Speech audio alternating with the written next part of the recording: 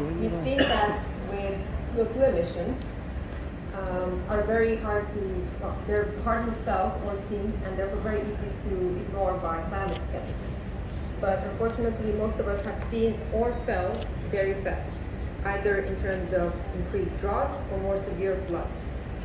And these are just a few of the headlines of the past year. Climate change expresses itself mostly through water, but it can also be fueled by water. How? Energy production also requires vast amounts of water. Here we see the water footprint of conventional and alternative electricity and heat sources. We can see that the fossil fuel sources require on average about 500 cubic meters of water for 1 terajoule. This is a large water footprint compared to solar or wind, but it's much smaller than other sources such as hydropower or firewood, the latter requiring around 160,000 cubic meters of water for 1 terajoule. So we face a fundamental choice in our transition to a decarbonized society.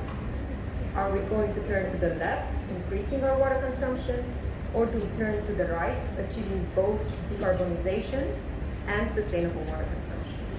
Unfortunately, the greenest energy scenarios from the International Energy Agency and other organizations have the largest water footprint because they only take into consideration a low carbon footprint.